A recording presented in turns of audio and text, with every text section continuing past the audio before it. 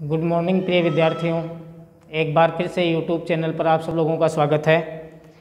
आज अपन पढ़ेंगे गोस्वामी तुलसीदास जो पाठ है आपका दूसरा हिंदी साहित्य में, उसकी हिंदी अर्थ के बारे में और व्याख्याएं। जो पद्य अपन ने पिछले वीडियो में पढ़ा उसके आगे वाला जो पद्य है उसके बारे में अपन पढ़ेंगे। अगला जो बेटा पद्य है, नाथ दीन दयाल रघुराई, आप देख सकते हैं अपनी पाठ्य पुस्तक में, नाथ दीन दयाल रघुराई, ये जो पद्य है आपका। और इससे लेकर के अपन इस पद्य को पढ़ेंगे, होई अहिवात, अहिवात, यहाँ तक इस पद्य को अपन पढ़ेंगे। तो सबसे पहले आप इसका प्रसंग लिखेंगे। एक बार मैं आप सब लोगों को प्रसंग याद दिला दूं। मंदोदरी के द्वारा रावण को जो सीख, ये नामक जो पाठ है रामचरितमानस से लिया गया है, तुलसीदास जी द्वारा रचित है। और इसको हम पढ़ रहे हैं कि मंदोदरी अपने पति रावण को समझा रही है कि वो राम से बैर त्याग दे, क्योंकि राम कोई साधारण मनुष्य नहीं है, वो जगदीश्वर हैं, इस जगत के पालन करता हैं, और जिनके हाथों में काल कर्म और जीवन सब कुछ जिनके हाथों में है, आप उनसे विरोध त्याग दीजिए, इसी में आपकी भलाई है। और मान सम्मान के साथ उस नारी सीता को लौटा दीजिए, तभी भगवान आपकी रक्षा कर सकते हैं, अन्यथा ब्रह्मा और विष्णु भी आपकी रक्षा नहीं कर सकते। इस प्रकार से इसी प्रसंग में हम आगे पढ़ेंगे। रावण को मंदोदरी समझाती हुई कहती है, चौपाई छंद है आपका, नाथ दीन दयाल रघुराई, बागे हूँ सन्मुख गए न खाई। ये आपकी रामायण की पंक्ति है, चौपाई छंद में ये पाठ है। और इसका हिंदी अर्थ अपन करेंगे। सबसे पहले प्रसंग अपन लिखेंगे। इसका प्रसंग है बेटा, प्रस्तुत काव्यांश हमारी पाठ्य पुस्तक सरयू से मंदोदरी की रावण को सीख नामक शीर्षक से लिया गया है, जिसके रचयिता महाकवि तुलसीदास जी हैं। मंदोदरी रावण को अनेक प्रकार से समझा रही है कि राम की शरण जाने से ही सभी का कल्याण होता है। ऐसा करने से रावण का तीनों लोकों में यश फैल जाएगा और वो अखंड सौभाग्यवती हो जाएगी, अन्यथा उसके सुहाग को भी कोई नहीं बचा सकता। इस प्रकार से मंदोदरी बार बार रावण को समझाती हुई कहती है, नाथ दीन दयाल रघुराई, बाघे हूँ सन्मुख गए न खाई। अर्थात मंदोदरी रावण को समझाती हुई कहती है, बाघे हूँ यानी बाघ भी एक हिंसक प्रवृत्ति का जानवर, बाघ, सन्मुख यानी सामने या शरण में जाने से, न खाई नहीं खाता। इस प्रकार से चौपाई छंद की पंक्तियाँ, नाथ दीन दयाल रघुराई, बागे हूँ सन्मुख गए न खाई। चाहिए करन सो सब करि बीते, तुम सुर असुर चराचर जीते। संत कहीं अस नीति दसानन, चौथे पन जाहि नृप कानन। तासु भजन कीजिए तह भरता, जो करता पालक संग हरता। सोहि रघुवीर प्रणत अनुरागी, भजहु नाथ ममता सब त्यागी। इस प्रकार से बेटा ये चौपाई छंद है आपका। इस चौपाई छंद को इस प्रकार से बोला जाता है, एक साथ सब आप उच्चारण कर सकते हैं, इसको खुद भी बोल करके देख सकते हैं। बार बार रामायण को उच्चारण करना अपने आप में एक बहुत बड़ा सौभाग्य है कि हमें ये अपने पाठ्य पुस्तक में पढ़ने को मिल रहा है, और हमें इसका हिंदी अर्थ भी आना जरूरी है। मंदोदरी रावण को समझाती हुई कहती है कि नाथ दीन दयाल रघुराई, बागे हूँ सन्मुख गए ना खाई। अर्थात कि राम दीनों पर दया करने वाले हैं, दीन दयाल रघुराई, रघुराई यानी भगवान श्री रामचंद्र जी, दीन दयाल, दीनों पर दया करने वाले। नाथ, हे पति रावण। मंदोदरी कहती है, हे पति रावण, भगवान श्री रामचंद्र जी तो दीनों पर, गरीबों पर भी दया करने वाले हैं। बागेहू सन्मुख गए ना खाई, वो अवश्य आपको भी क्षमा कर देंगे, क्योंकि शरण में आए हुए व्यक्ति को तो हिंसक बाघ भी नहीं खाता। शरण में जाने पर तो हिंसक बाघ जिसकी प्रवृत्ति होती है हिंसा की, मारने की, वो भी सामने जाने पर कुछ नहीं बिगाड़ता। भगवान श्री राम तो दयालु हैं, आप अगर उसकी शरण में चले जाओगे तो वो आपको जरूर क्षमा कर देंगे। चाहिए करन सो सब करी बीते, तुम सुर असुर चराचर जीते। मंदोदरी ने कहा आप जो कुछ भी करना चाहते थे, चाहिए करन सो सब करी बीते, जो करना चाहते थे वो आप सब कर चुके। अर्थात आपको इस जीवन में, इस राजपाट में राजा होकर के जो करना चाहिए था ने सब कर लिया है। अब आप तुम सुर असुर चराचर जीते, मैं जानती हूँ कि आपने देवताओं को और बहुत से राक्षसों को, सारे चेतन और जड़ जगत पर हमेशा विजय प्राप्त कर ली है, क्योंकि रावण 3 लोकों का राजा था, त्रिलोक विजयी कहा जाता था, लंकापति रावण। इसलिए मंदोदरी कहती है कि आपने जो करना था सब किया है, आपने सारे सुर और असुर चराचर जीव जगत को जीता है, अपने वश में किया है। संत कही असी नीति दसानन, चौथे पन जाही नृपी कानन। कानन यानी वन को, नृप यानी राजा, चौथे पन यानी वृद्ध अवस्था में। आदमी की 4 अवस्थाएं होती हैं, बचपन से लेकर वृद्ध अवस्था तक की। तो चौथे पन, चौथी अवस्था व्यक्ति की जो है वृद्ध अवस्था होती है। और वृद्ध अवस्था के लिए जो मंदोदरी है अपने पति रावण को समझाती हुई कहती है, संतों ने कहा कि राजा को वृद्ध अवस्था आने पर अपने राज्य को युवराज को सौंप करके चले जाना चाहिए। संत कहीं अस नीति दसानन, चौथे पन जाही नृपी कानन। खुद को, अपने राजपाट को, बेटे को संभला करके वन में जाकर के भजन करने चाहिए। संतों ने भी ऐसा कहा है। तासु भजन कीजिए तय भरता, जो करता पालन संग हरता। आप लोग जो हैं अहंकार और क्रोध को त्याग करके उन्हीं का भजन कीजिए जो सबके जन्मदाता हैं, रक्षा करने वाले हैं और संहार करने वाले हैं, और वो और कोई नहीं है दूसरे। सोई रघुवीर प्रणत अनुरागी, भजहु नाथ ममता सब त्यागी। अर्थात वो और कोई दूसरे नहीं है बल्कि शरणागत पर प्रेम करने वाले राम ही हैं। रघुवीर प्रणत अनुरागी, वो प्रेम करने वाले भगवान श्री राम ही हैं। भजहु नाथ ममता सब त्यागी, अर्थात सारे मोह से मुक्त होकर के आप उन्हीं का भजन कीजिए, क्योंकि वही जो है सबके जन्मदाता, रक्षक और संहार करने वाले हैं। मुनिवर जतन करई जई लागी, भूप राज तजी होई विरागी। बड़े बड़े ऋषि मुनि जिनको पाने के लिए जीवन भर प्रयास करते हैं, राजा लोग भी क्या करते हैं, भूप राज तजी होई विरागी, सारे राज्य को त्याग करके जिन प्रभु को पाने के लिए वैरागी बने आ रहे हैं, वही कौन है, सोई कौशलाधीश रघुराया। वो पर ब्रह्म के अवतार कौशलाधीश रघुकुल के स्वामी, आये हूँ करन तो ही पर दाया। श्री राम आप पर दया करने के लिए स्वयं यहाँ पधारे हैं। आपके लिए तो ये सौभाग्य की बात है कि भगवान श्री राम आपके यहाँ पधारे हैं। जो पिए मानहु मोर सिखावन, सुजस होय तिहु पुर अति पावन। अगर आप मेरी ये सीख मान लेंगे तो इससे तीनों लोकों में आपका पवित्र यश छा जाएगा या फैल जाएगा। इस प्रकार से मंदोदरी बार बार अपने पति रावण को समझा रही है। अस कही नयन नीर भरी, गही पद कंपित गात, नाथ भजहु रघुनाथ ही अचल होई अही बात। कंपित यानी कांपता हुआ, गही यानी पकड़ करके, और गात यानी शरीर।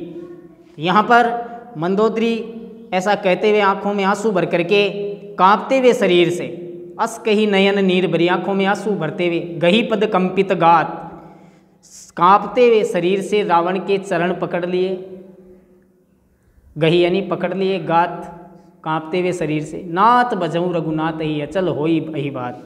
और बोली कि हे नाथ, राम की शरण में जाइए, से मेरा सौभाग्य भी अखंड हो जाएगा। अचल होई अही बात, मेरा सौभाग्य भी अखंड हो जाएगा। आप रहेंगे तो मेरा सौभाग्य हमेशा अक्षय बना रहेगा। इस प्रकार से मंदोदरी ने रावण को बार बार समझाया। अब इस पद्य की जो विशेष पॉइंट हैं वो आप व्याख्या करते समय ज़रूर लिखें कि मंदोदरी एक पतिव्रता पत्नी के रूप में आचरण करती हुई अपने अहंकारी पति रावण को सत परामर्श दे रही है।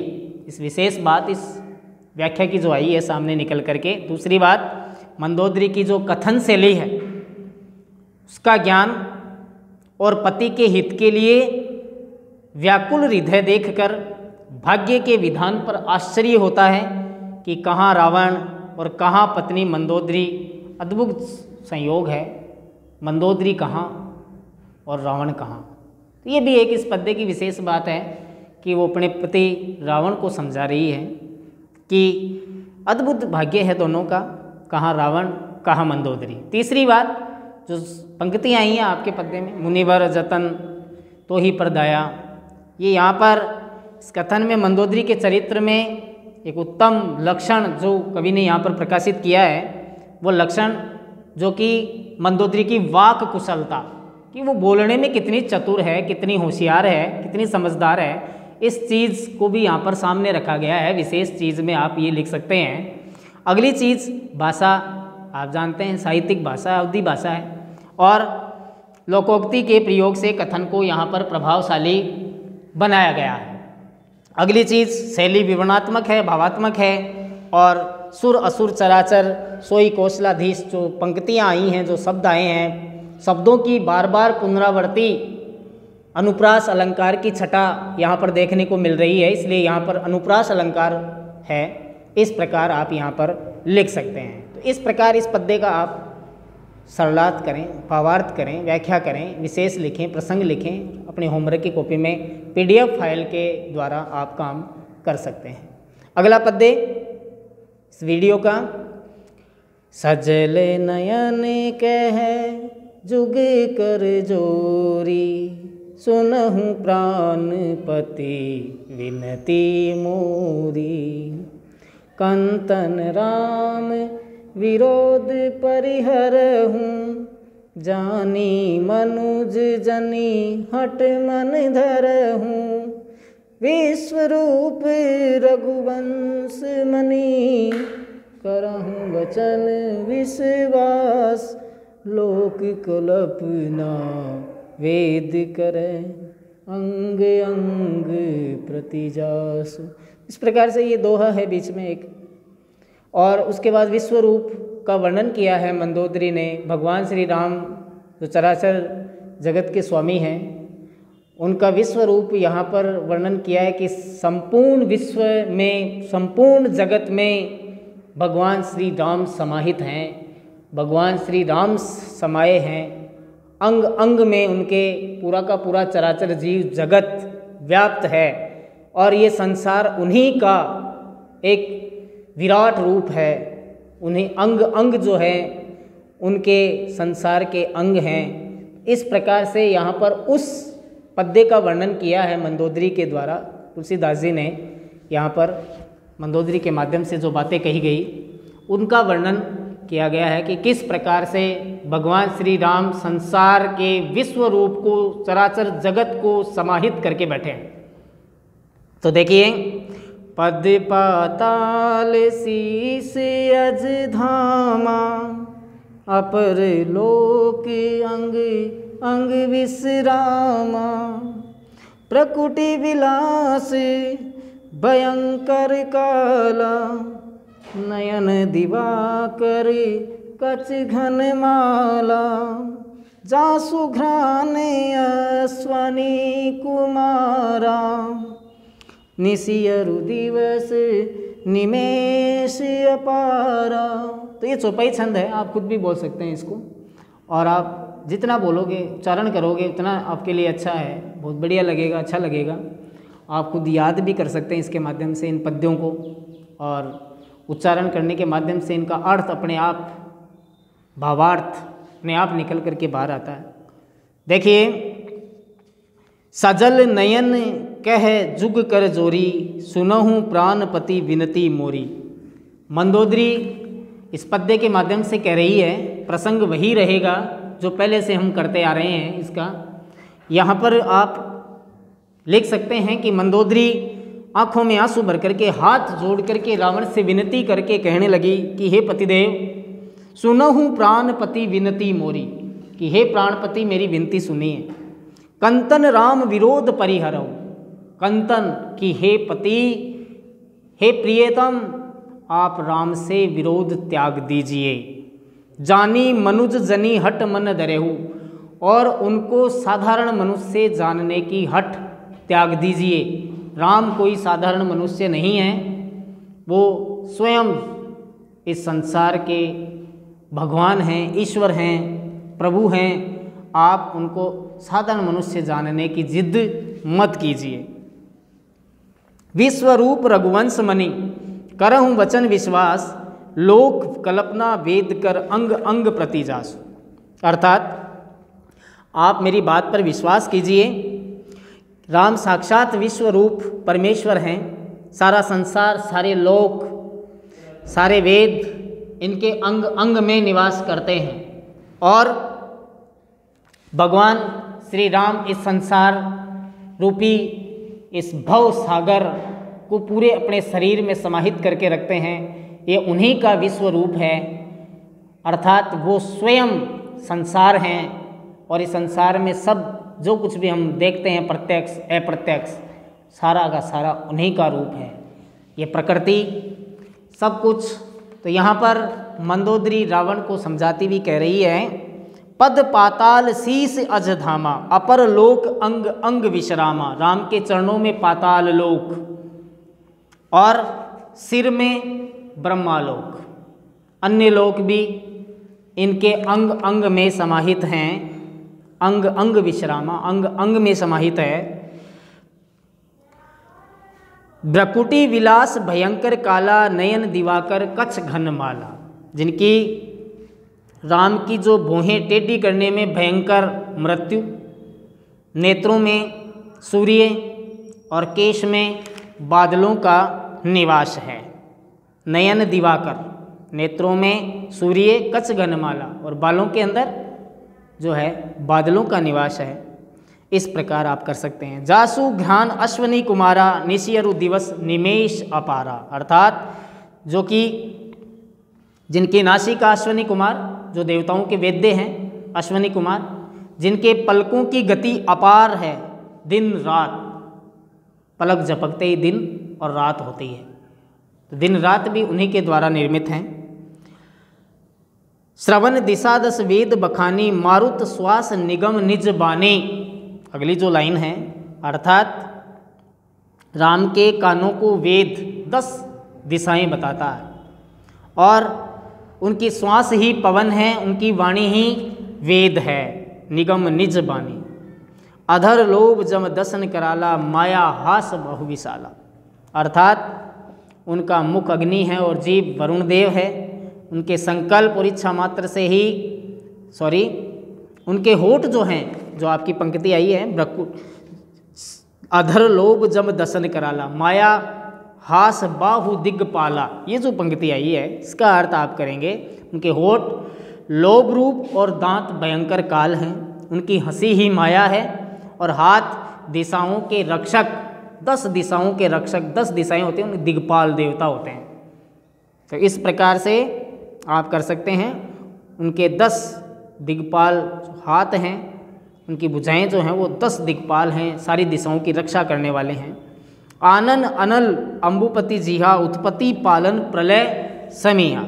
अर्थात उनका मुख आनन, मुख अग्नि है, जीव वरुण देव हैं, उनके संकल्प और इच्छा मात्र से सृष्टि की उत्पत्ति, पालन और विनाश होता है। जैसी इच्छा होती है उनकी, उसी के द्वारा सृष्टि की उत्पत्ति होती है, पालन होता है और विनाश होता है। तो इस प्रकार से रोम रोम में उनके संसार समाहित है। रोम राजी अष्टदश भारा, अस्थिशील सरिता न सजारा। कवि तुलसीदास जी कह रहे हैं कि मंदोदरी रावण को समझाती हुई कहने लगी कि हे पति रावण, जो उनकी अस्थियां हैं, कि रोम जो हैं वो 18 पुराण या विद्याएं हैं। रोम, उनकी अस्थियां पर्वत हैं, और उनके शरीर में फैला हुआ सिराओं और धमनियों का जाल ही सारी नदियां हैं। शैल सरिता न सजारा, उदर उददी अदगो जातना, जग में प्रभु का बहु कल्पना। अर्थात राम का पेट ही समुद्र है, शरीर का अधोभाग यम यातना है, सारे कष्ट, या अर्थात यम यातना, सारे कष्ट। और क्या कहूँ, भगवान राम जग में हैं, विश्वरूप हैं, इतने में भी अगर आपके समझ में नहीं आता, एक दिन उनके हाथों आपकी मृत्यु निश्चित है। मैं तो कहती हूँ कि आप मेरी बात मान जाइए, राम से विरोध त्याग दीजिए, राम की शरण में चले जाइए। इस प्रकार से बार बार मंदोदरी रावण को समझाती हुई कह रही है, अहंकार शिव बुद्धि अजमन शशि चित महान, मनुज वास सह चराचर रूप राम भगवान।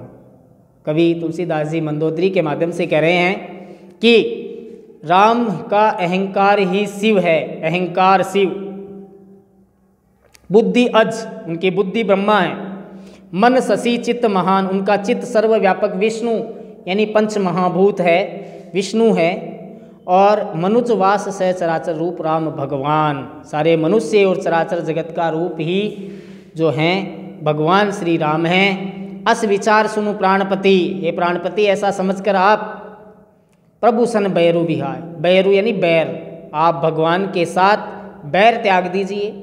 प्रीति करहूँ रघुवीर, और सबके स्वामी राम के चरणों में प्रीति कीजिए, प्रेम कीजिए, और मम अहिवात न जाए, ताकि मेरा सौभाग्य नष्ट ना हो, मेरा सुहाग नष्ट ना हो। इसके लिए मैं आपको कह रही हूँ कि आप भगवान श्री राम की शरण में चले जाइए। इस प्रकार से आप विशेष की बात यहाँ पर भी करेंगे एक बार अपन। मंदोदरी का जो ज्ञान है, सुलझा हुआ सोच जो है राम के प्रति भक्ति भाव की है, और इस काव्यांश में उसे एक आदर्श पत्नी सिद्ध कर रहा है। ये भाव, ये सोच, ये समझ कि वो एक आदर्श पत्नी है। हठी और क्रोधी पति को सही मार्गदर्शन करने के कठिन काम को बड़ी चतुराई के साथ मंदोदरी ने किया है। पत्नी होने के नाते मंदोदरी की भूमिका तो विभीषण से भी ज़्यादा कठिन है। वो रावण का परित्याग करके राम की शरण में नहीं जा रहा था, क्योंकि वो विभीषण तो छोड़ करके चला गया रावण को, लेकिन मंदोदरी तो छोड़ करके भी नहीं जा सकती थी, क्योंकि एक पतिव्रता नारी है। कवि ने महाभारत में श्री कृष्ण के विराट स्वरूप की झांकी अपने इष्ट देव में दिखाई है, और काव्यांश में रूपक की योजना, कला पक्ष की पुष्टि यहाँ पर हुई है पूरी तरह से। इस काव्यांश के अंदर अनुप्रास, रूपक, उपमा आदि अलंकारों का सहज ढंग से प्रयोग किया गया है। इस प्रकार आप इस दोनों व्याख्याओं को समझनी है आपको, और अपनी होमवर्क की कॉपी में PDF फाइल के माध्यम से इन दोनों व्याख्याओं को करना है। आगे कल अपन अगले वीडियो में अगली व्याख्याएं, अगला हिंदी अर्थ और पढ़ेंगे। तब तक के लिए नमस्कार।